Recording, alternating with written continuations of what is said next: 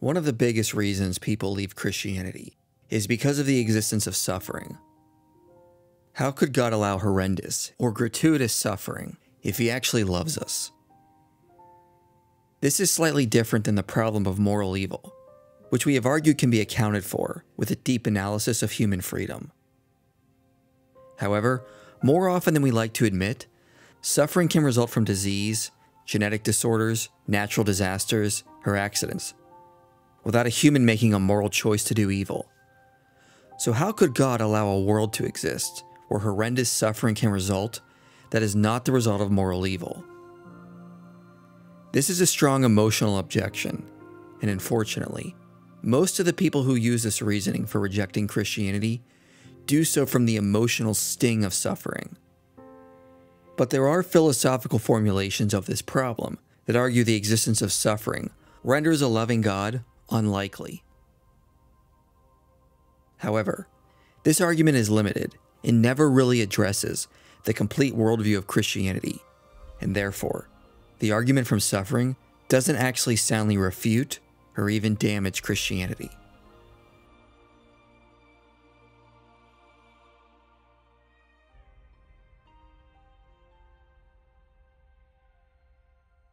The first thing we need to point out is the argument from suffering, when used to attack the Christian worldview, is meant to show that Christianity is unlikely to be true, because the existence of a loving God and the amount of suffering in existence are incompatible. The argument is essentially an internal critique of the Christian worldview, and claims that both could not exist in the same reality. So Christianity is probably false. However, if one is going to use this type of argumentation, one needs to account for the complete worldview of Christianity. Otherwise, the skeptic will not be attacking what Christianity actually states. And therefore, the best way to respond to the argument from suffering is to begin by pointing out what the complete worldview of Christianity states. Because once we understand the claims of Christian theism, the argument from suffering has little effect. As with other arguments, individually, these points would not amount to much, but they are meant to be a cumulative case that works like chainmail against the argument from suffering. But before diving in, I must note that for many people who are experiencing suffering right now, I will not deny that to you, it may feel like you will never recover. This video may not remove your pain or make you feel any better. This is a logical analysis of suffering within a Christian worldview, and people currently feeling the emotional sting of suffering will still feel that after this video. So I'm going to try to put all emotions aside and address this from a logical perspective. However, this video will at least offer some hope and comfort in the things that God plans to do with the suffering that you are going through.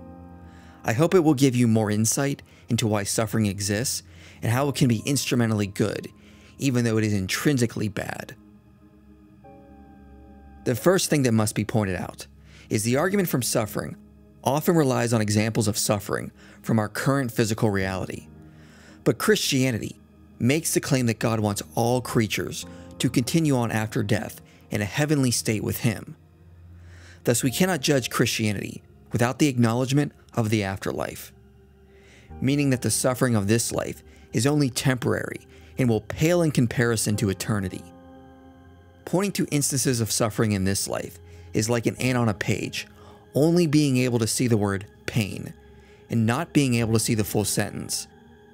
He will wipe away every tear from their eyes, and death shall be no more. Neither shall there be mourning, nor crying, nor pain any more, for the former things have passed away. If we do not see the whole context, we cannot understand the full meaning, and what first appears to be a bad thing is actually one piece of a full sentence that can be described as good. The suffering of this life is limited in its scope. It's like judging the state of the world based on the first minute after you were born. When we were in that state, we could not possibly imagine an experience with joy or laughter. Yet we've all had these types of good experiences throughout our lives, and do not even remember the pain from the first few minutes after birth. Since the suffering of this life can be a mere blip compared to an eternal life with God, one cannot assume suffering is as damaging as the argument presupposes it is. In other words, formulations of the argument from suffering tend to presuppose instances of suffering must necessarily be prevented if God is all-loving.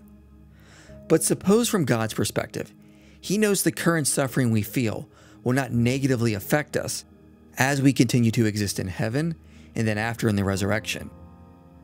If so, then why do some skeptics presuppose examples of suffering are so bad that they must be prevented at all costs? Basically, some skeptics subtly rely on a subjective standard, that the current suffering is too much for a loving God to allow, because the skeptics believe it is too great. But what if God is aware that the suffering only presently feels greater than what a loving God would allow? That God is aware of our full existence from here to eternity, and is aware that current instances of suffering will merely be a drop of sorrow in an ocean of joy.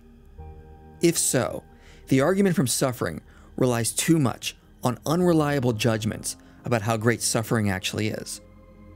When eternity is factored in, the sting of suffering is dwarfed by the joy of eternity with God.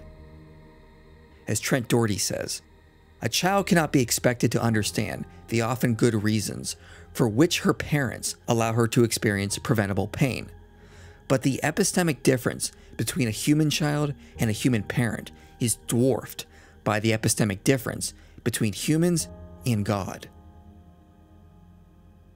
However, the skeptic could reply, the suffering is still unnecessary, even if it is not as bad as we assume.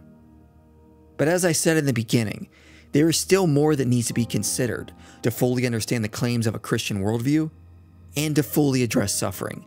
This point alone is not sufficient. The second aspect that must be included is the ontological nature of our reality versus the next. Biblical Christianity implies the life of this world is temporary and not fundamental. The life we live with God is the more real plane of existence. What this means is death is like waking up from a dream. There is evidence for this in near-death experiences. Testimonies from people who have been revived report the next life is more real than real. If Christianity is true, waking up to the afterlife will feel like waking up from a dream. However, if this world is dreamlike, it is unlikely the suffering of this life will have any long-term negative effects and will be put in a dreamlike perspective once we're in the afterlife.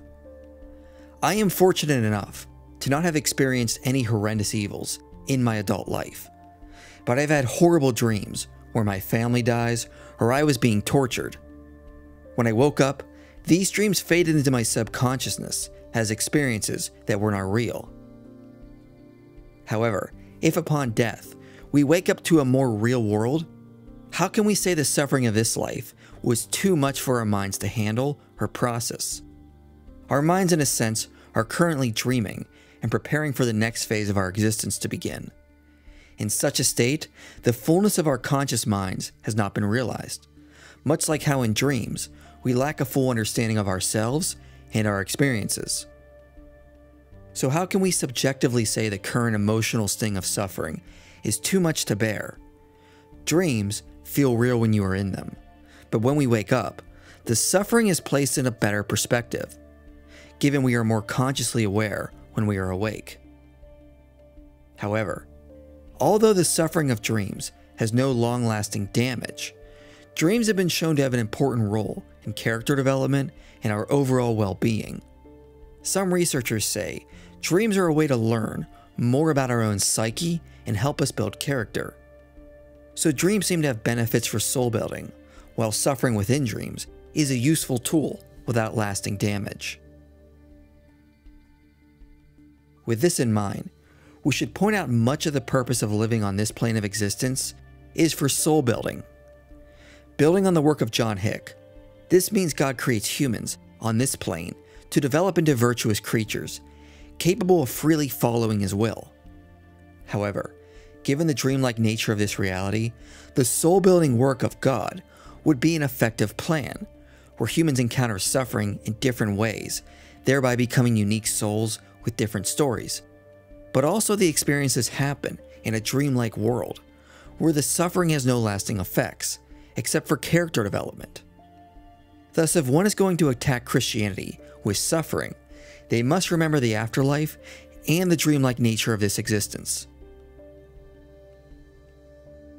The next aspect with regards to suffering, or natural evils, is the fall of humanity. The current state of affairs was the result of humans electing to rule themselves instead of living under God in Eden. As I covered in the Genesis series, humans were given access to the tree of life and a sacred garden, set apart from the chaotic wilderness, both of which would have prevented a wealth of natural and moral evil. An analogy can be drawn from parenting. I would prefer my daughter would listen to all the instructions I give her. It would probably minimize her suffering. If she took naps properly, ate healthier, didn't desire to watch so much TV, her physical and mental health would probably be better off. In other words, her children would experience less suffering if they listened to wise instructions. Clay Jones says, "How many parents beg, lecture, warn, threaten, etc. their teens to be careful not to get drunk or use drugs? Does it work? Sometimes, but often not." Likewise, if humans would have listened to God and remained in the garden, a lot of what we call natural evil would have been minimized. Evidence shows poor or malnutrition can lead to more genetic deficiencies or diseases that can pass to our offspring. However, humans abandoned God's plan so we could be our own masters, and we lost access to a plan with the tree of life where God could have prevented malnutrition, diseases, and genetic disorders. With regards to natural disasters in general, I don't think natural evil is the best way to describe these things. An earthquake on Mars is not evil. Smallpox being studied in a lab is not evil. These things are better described as examples of chaos causing suffering, which would have been absent in Eden. We are experiencing a disordered world outside of Eden, which has indirect, horrible consequences. Some argue that they were born into this world and didn't have the same choice that Adam and Eve had. Clay Jones responds by saying, "That we didn't individually vote to make Adam the head of our race doesn't matter, because God knows who can best represent us. Also, if God knew that all of us would have acted similarly, He does no wrong in choosing one person to represent us." So the current world was not what God wanted, but He is allowing us to experience the result of our choices, so we fully see what life rejecting His rulership is like. Another general philosophical aspect of suffering should also be noted. Suffering itself is not necessarily evil. It is logically assumed that suffering is entirely evil, but there's an epistemic gap between the two, as Richard Swinburne says. Pains and other sufferings are bad states of affairs, but it is odd to call them evil. When I work out, I experience suffering, but we would say this is healthy and not evil, and therefore instrumentally good. Raising my daughter, I have to allow suffering so she doesn't become spoiled. When I tell her no to things like asking if she can play in the shower with a hairdryer, she cries and experiences suffering. But such discipline is actually good for her. Giving a homeless man $1 might seem good, but studies show it actually just enables their addictions and keeps them on the streets. It's actually better for them to seek real help from a shelter, which can create suffering from the discipline there. But going through these hard processes is instrumentally good. Therefore, since in certain instances, allowing suffering is instrumentally good, we must acknowledge it is not necessarily evil for God to allow suffering to occur. Allowing suffering in this life might actually be good or useful in soul building and allowing us to mature into more enlightened individuals. So the instrumental goodness of suffering may very well outweigh its intrinsic badness. Next, the argument from suffering often implicitly assumes God has utilitarian constraints, and so He's obligated to reduce suffering and increase happiness in every possible instance because it's assumed moral goodness is tied to how much happiness an action results in. Utilitarianism is the idea that an action is right if it promotes or creates happiness, and that the greatest happiness of the greatest number of creatures should be the guiding principle of morality. So many skeptics assume God necessarily is obligated to reduce suffering and promote happiness whenever capable. But as philosophers Justin Mooney and Eric Reeton have recently pointed out, if another normative ethical theory is actually true, like deontology or virtue ethics, then God may have other goals or internal obligations that must be achieved in order for him to be the good.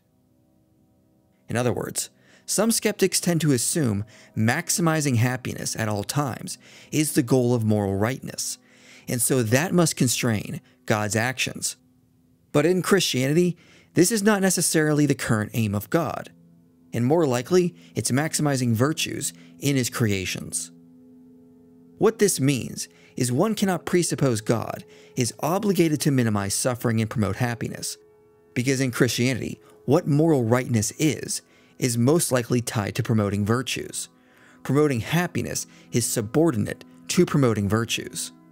So God would be obligated to promote virtues primarily within this dreamlike reality, not reduce suffering, and therefore the skeptic could not assume it is evil for God to allow suffering, as that would not necessarily be tied to what is morally right and wrong.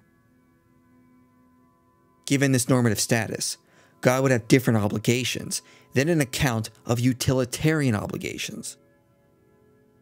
One could also argue moral rightness is tied more to the action of allowing human freedom over the consequences it creates. Basically, it's plausible on a Christian worldview it would not be right for God to remove significant human freedom, even though indirectly that can lead to suffering, as long as what is good is not defined in terms of consequences, but actions.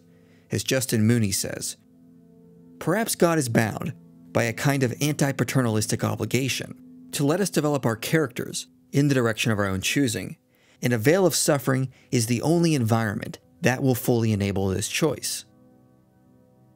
This understanding can help us address another aspect of suffering we can call the Goldilocks objection, which is that if God is going to allow suffering to produce virtues in people, then he has to allow the right amount of suffering. If he allows too much suffering, then he has gone too far and allows instances of suffering that were not necessary to obtain the greatest virtues in his creatures, but any less, and God would be unable to obtain the highest amount of goodness that would be necessitated by suffering. However, this creates situations that seem counterintuitive.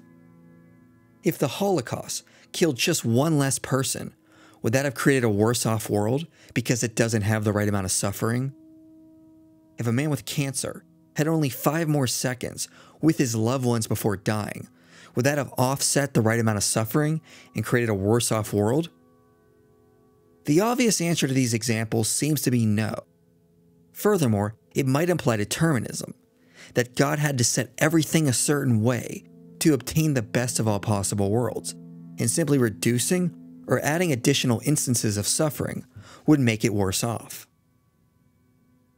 But this presupposes a utilitarian view of goodness and badness, and that God must be obligated to determine the world on this understanding, that reducing suffering is what helps achieve God's goals. But if God's goal is actually to create free creatures that choose to become virtuous, then it probably is the case he might not need to create a possible world with the right amount of suffering, if such a world is even a coherent notion. But instead, God could allow one of the many possible worlds to come about without worrying about whether or not it has the right amount of suffering, because minimizing suffering is not the goal. The goal is to bring about free creatures that choose to be virtuous and accept God's love. And there are probably a number of possible worlds where that can be obtained. So it's more about the right kind of environments, not specific instances and an exact quantity with regards to cases of suffering. The amount of suffering is not the main focus of God, but bringing about unique virtuous creatures. So we have to make sure we're not presupposing a utilitarian view of right and wrong, as that would probably not be the case if one is using suffering to attack Christianity. This now brings me to an important idea that I want to put forward to answer the problem of suffering, something I am calling the law of triumph. Let's remember first that if Christianity is true, one cannot bring up suffering without first taking into account the existence of the afterlife the dreamlike nature of this plane of existence, humanity's rejection of Eden, suffering is not necessarily evil, but can be used for instrumental goodness, and that moral rightness is more tied to promoting virtues than guaranteeing happiness. Now, in addition to all of this, I will argue that Scripture implicitly teaches there is a law of triumph imbued within reality, which acts similar to the way a physical law would act. For example, we know there is a natural law in place, where if the temperature drops below 0 degrees Celsius, water will freeze. The mere existence of this law does not guarantee ice will exist. It merely takes effect if this condition arises. Likewise, the law of triumph would work in a similar way, as a law imbued in all of reality. What the law of triumph states is, if and when a creature encounters suffering, a process can take over where the suffering will have no lasting damage for the creature and be turned entirely into a greater good, if that creature so chooses to allow. This concept builds on the work of Thomas Aquinas and St. Augustine. Aquinas said, "Since God is the highest good, he would not allow any evil to exist in his works, unless his omnipotence and goodness were such as to bring good even out of evil. This is part of the infinite goodness of God, that he should allow evil to exist, and out of it produce good." On this model, unnecessary suffering would still exist, since some creatures could choose hell and reject God. But the option would be there for a creature to allow suffering to be utilized as a way to grow value and virtue if that creature seeks God. The basic idea is not all suffering has to happen for a reason, which could imply determinism, as Kirk MacGregor noted. However, if a creature seeks God's possible plan for them, the law of triumph would take over, and God's law would turn all the experienced instances of suffering into instrumental goods that shape and build each of us into unique virtuous souls with our own unique stories and characteristics. God's law will guarantee a triumphant end over all suffering for all creatures who call upon him. As St. Paul said, "For this light and momentary affliction is preparing for us an eternal weight of glory beyond all comparison."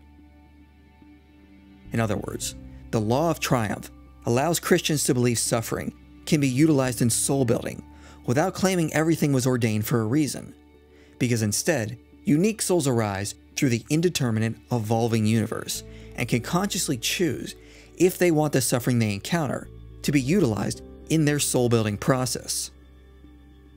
Similarly, Josh Rasmussen and Jordan Westling wrote a paper on this idea of how Christianity is compatible with the world where creatures emerge from the evolutionary history of our planet, and they have pointed out this process actually helps explain why suffering and God's existence are compatible.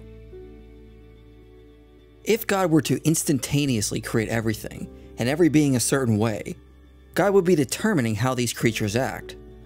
But that is not how the universe came about. Instead, it has slowly progressed over billions of years, and life has slowly evolved over hundreds of millions of years. On this view, God does not directly determine everything, and thereby doesn't determine all suffering, but allows indeterminate and random processes to play out and agents with libertarian free will to eventually emerge and then act out on their own, and God merely includes the law of triumph for whenever a creature seeks God's soul-building process. To put it another way, God creates a world where life evolves through various processes, not directly determined by God. God merely sets up the system and allows the natural processes to evolve on their own. This allows creatures to come about that do not have identities or natures determined by God, and so they are not forced to act a certain way. Instead, the environment and genetic history of each creature shape us in unique ways, creating a truly unique family tree, not determined by God, and where all can freely choose to come to God if they want to. Suppose God determines everything that happens within the natural world. Then God is the ultimate source of each event within it. Ultimately, God planned and set into motion that which will inevitably produce that particular personal or psychological identity. Consequently, one only looks to one's biological ancestry as merely the path used to execute God's plan. Contrast this scenario, however, with an autonomous, indeterministic creation. Now the spontaneous, interworking of creation make one's personal and/or psychological identity much more dependent on the processes of creation itself, such that one would not be who or what one is without the radically contingent outcomes of those processes. Created things therefore play a more significant role in shaping individuals if they are autonomous to some extent. This greater role enhances the significance of one's connections to the cosmos and its contents. However, a side effect of not being controlled by God is suffering and evil arise naturally. But within this indeterminate world, God can imbue the law of triumph so that suffering can be utilized to aid in the transforming of unique souls that are emerging from the ever-changing, evolving universe. And on top of this, the suffering would take place in a dreamlike world that would not have lasting effects in the afterlife to come. But to go one step further, we cannot deny that suffering has been and can be used in creating unique souls that can display the greatest virtues. For example, bravery cannot be exemplified without the ability to overcome fears. The feeling of victory cannot be achieved without struggles. True compassion cannot come about without suffering, for which our compassions triumph over. Those that overcome suffering grow into better creatures that have the capacity to become something far greater than without suffering.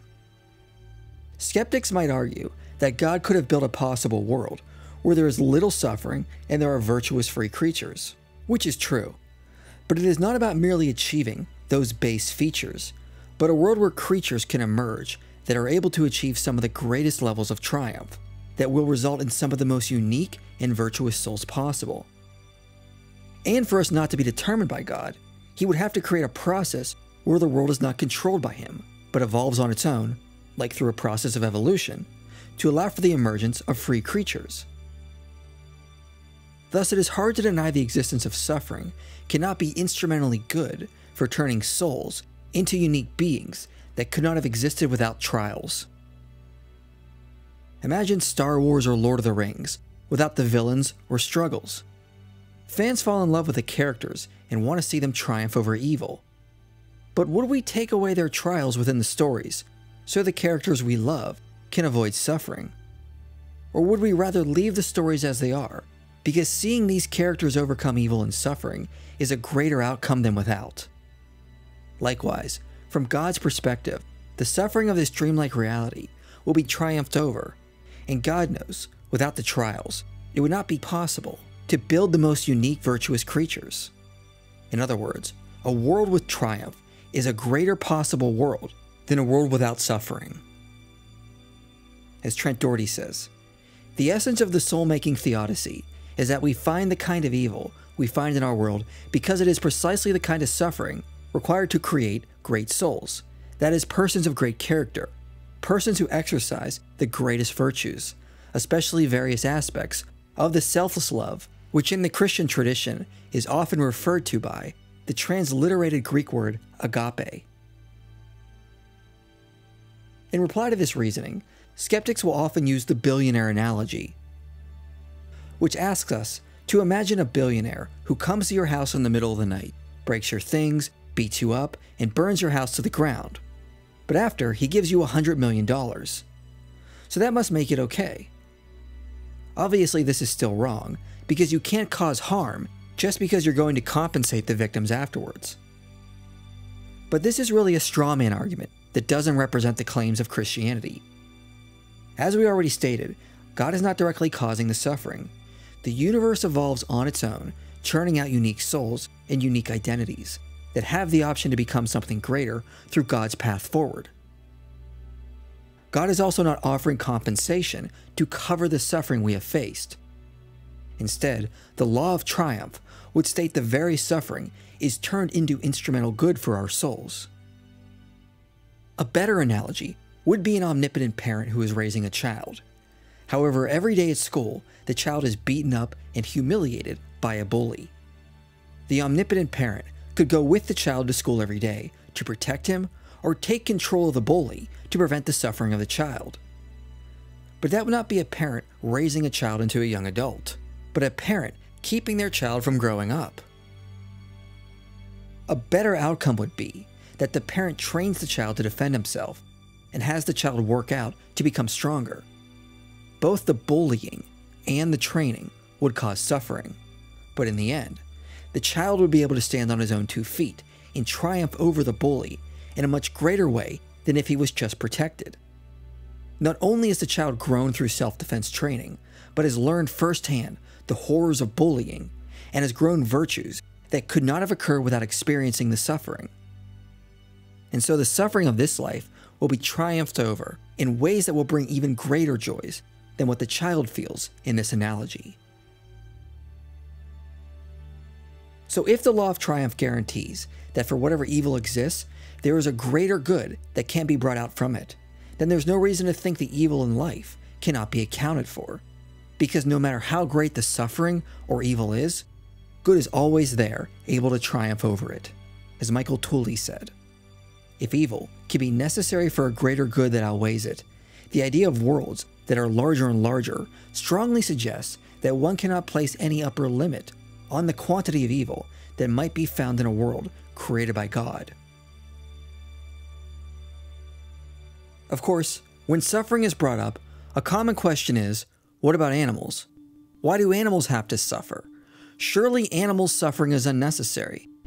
Think of the countless eons that life has been on this planet, and all the suffering that has resulted. In William Rowe's famous paper on suffering, he says, suppose in some distant forest, lightning strikes a dead tree, resulting in a forest fire. In the fire, a fawn is trapped, horribly burned, and lies in terrible agony for several days, before death relieves its suffering.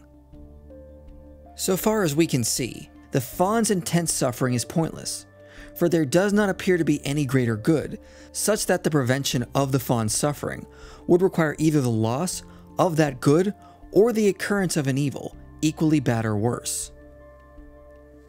I hope we all can agree the suffering of this fawn is intrinsically bad. However, the reason we accept this intuition is that we also believe there is something intrinsically good about the life of the fawn, and we prefer bad things do not happen to that which is good. So the question is, which outweighs the other? Does the intrinsic badness of suffering outweigh the intrinsic goodness of the fawn, or vice versa? To explain what I mean, allow me to present an idea. Humans are currently capable of wiping out all complex life on this planet by releasing our nuclear arsenal.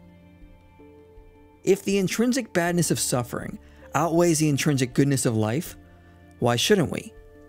Think of all the suffering that will occur over the next 10,000 years if we allow life to continue. Many animals will be torn apart by predators and suffer immense pain. But intuitively, it seems like it would be wrong to end all life now to prevent countless generations of animals from being born in the wild and experiencing untold pain. Think of the rainforest, which is aesthetically beautiful. It is so wonderful. People spend their lives fighting to preserve it. But in the rainforest, millions of creatures suffer and die every day. However, we strongly believe this ecosystem must continue on, and the intrinsic goodness of the rainforest itself outweighs all the intrinsic badness associated with the suffering involved.